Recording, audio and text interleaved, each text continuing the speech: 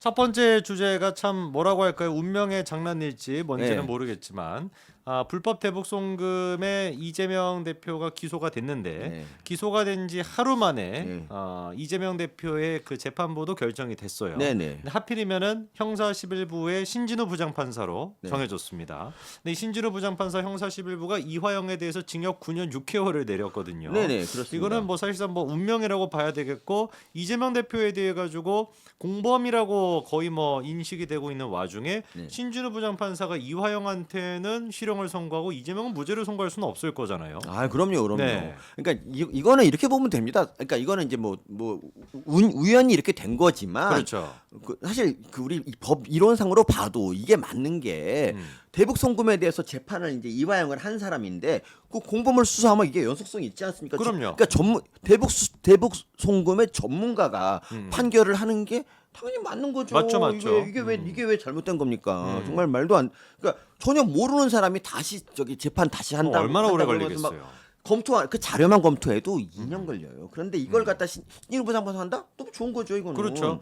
그리고 이거는 법원의 전산 시스템에 따라서 자동으로 결정된 건데 이거 가지고 오늘 또 임세은이 아까 전에 얘기했던 게 사법부의 어떤 그 시나리오대로 되고 있다. 거대한 어떤 플랜대로 되고 있다라고 무슨 거대한 플랜이야. 옆에서 저희가 혀를 끌끌 찼거든요. 왜냐면은 네. 이게 지금 아마 잘 모르고 그런 얘기를 하신 것 같은데 이게 무슨 담당하는 부정부패 그 판사 그 형사가 한 100부 막 이렇게 있어가지고 그 중에서 지금 형사 11부가 딱 된 게 아니라 네. 두 개밖에 없어요. 네. 부패 관련된 그 선고를 하는 게 14부랑 11부 두 개밖에 없거든요. 네. 그러니까 50% 확률이었던 겁니다. 그러니까. 근데 50% 확률을 가지고 어떻게 이런 일이 가능하냐? 이것이야말로 뭐 거대한- 사법부의 거대한 음모다 거대한 이렇게 얘기하면 이거 어떻게 반응을 해야 됩니까? 그러니까 여기서 이런 추측을 할 수 있어요. 왜 얘네들이 신진우 부장판사를 싫어하는가? 아니 자기들이 무슨 따로 매수한 판사가 있고 거기다 배당하기를 원한다면 이런 반응이 나올 수 있는데 아니 기본적으로 판사는 법리에 따라서 판단하는 사람이지. 그럼요. 그러니까 누가 판결해도 다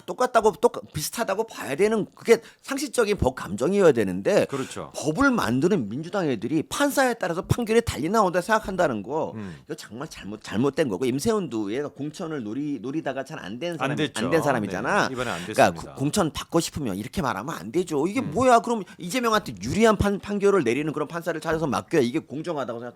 이게 쓰레기 같은 생각이죠. 그럼요. 예. 근데 이 신진우 부장판사가 한마디로 이재명 저승사자라고 불리던데 아니, 그 근데 이유가 뭔지를 좀 봐야 될 것 같아요. 근데 저기 이거는 솔직히 신진우 부장판사가 아니라 다른 어. 판사가 왔어도 이화영한테 그러니까 기본 뇌물 7년은 기본이고 대북 송금도 이걸 인정 안 하면 말이 안. 왜냐면 다른 사람 주견이 다 일치하는데 이거는 진짜 자다 깬 진짜 길 가는 사람이 이걸 그러니까 길 가는 판사가 그냥 우연히 이걸 딱 봐도 이건 똑같이 나와요. 이거는. 그럼요. 신진우가 됐거나 신준의 할아버지가 와도 다 똑같은 판결이 나와야 됩니다. 그렇습니다. 정말. 그래서 신진우 부장판사가 상식적인 판결을 많이 내렸는데 저희 첫 번째 사진 한 가지 좀 띄워주시면은 여러분 이 사람 누군지 아시겠습니까? 은수미잖아요. 은수미입니다. 예, 은수미.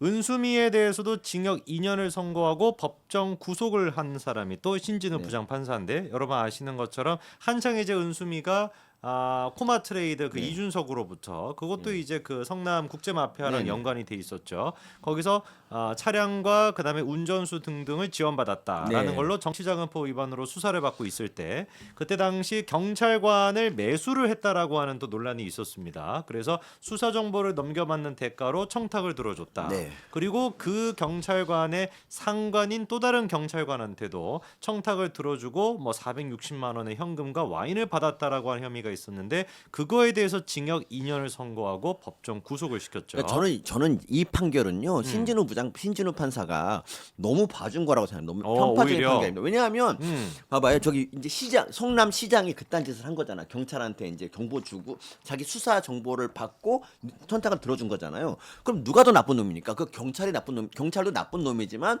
그거를 시장이 훨씬 나쁘죠. 그런데 이 경찰관이 7년형 받았어, 7년형. 그리고 이 보좌관 여기서 담당 뭐 비슷한 짓을 한 보좌관이 4년 받았거든요. 근데 은수미가 2년 받은 거는 이건 너무 봐준 거라 생각합니다. 저는 그렇게도 볼 수 있겠네요. 아니, 시장은 있잖아요. 그러니까 시장이 이딴 짓을 하면 이건 나라 정체가 어지러지는 거거든요. 그러니까 경찰관보다 훨씬 더 중한 자리에 걸맞는 판결을 하려면은 한 10년은 선고를 했어야 돼. 그런데 그렇죠. 2년밖에 안 됐다는 거. 이거 억울하다고 은수미가 계속 대법원까지 갔잖아요.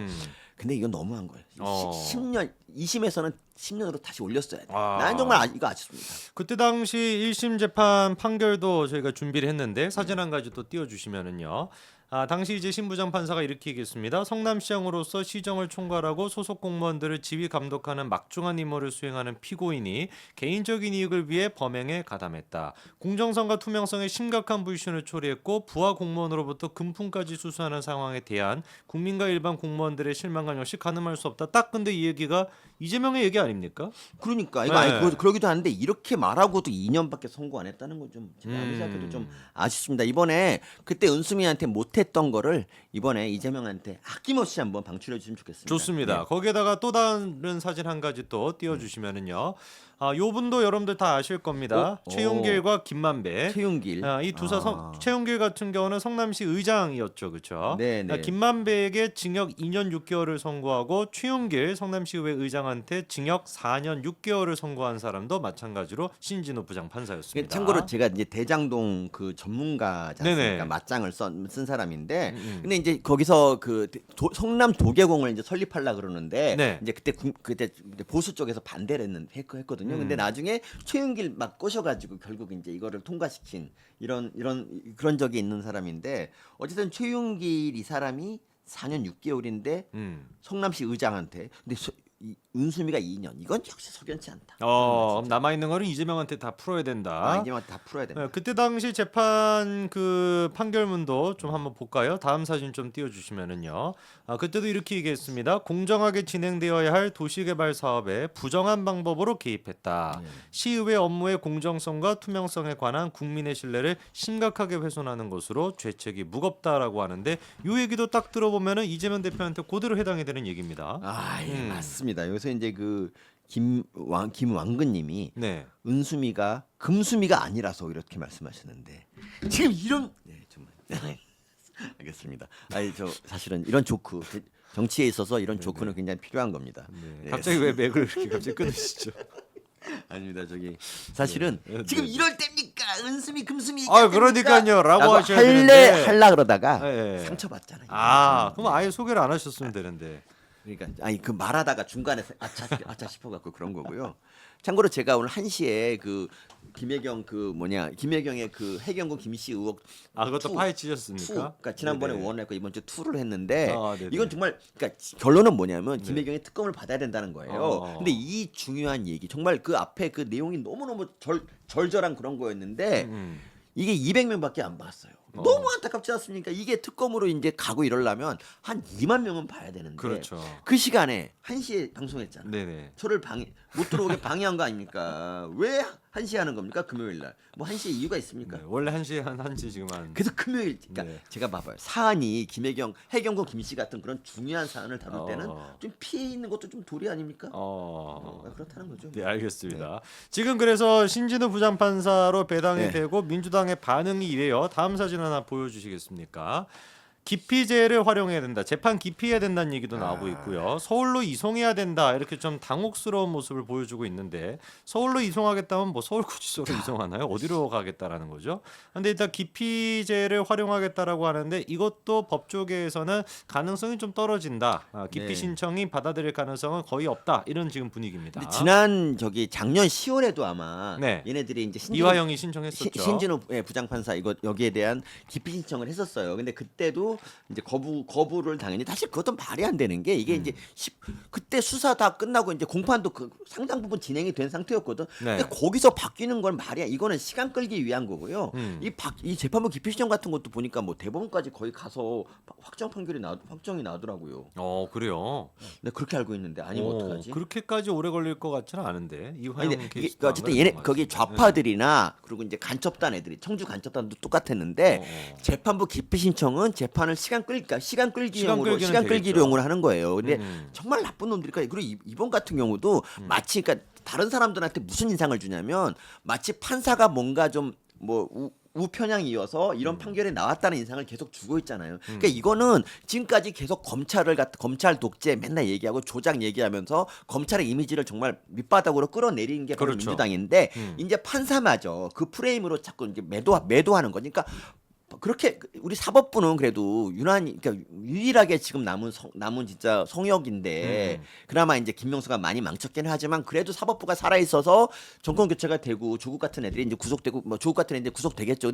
그런데 이 사법부마저 지금 이제 오염시키려는 정말 민주당의 간악한 정책이다. 그렇습니다. 그래서 그러니까, 재판부가 변호인이 무슨 변호인이 판사 판결에 대해서 일말의 존중도 하지 않고 계속 비판하고 뭐 인정할 수 없다는 일단 그 그렇죠. 소리도 하잖아요. 그러니까 이거 자체가 우리나라 그러니까 법치 국가라는 우리나라 이미지가 완전히 망가지는 거죠. 맞습니다. 그러니까, 네, 그래서 재판부가 당연히 받아들여 주지 않을 것이고 이재명 대표는 서울 구치소로 들어가는 운명으로 지금 걸어가고 있다라고 내용 한번 정리해 보겠습니다.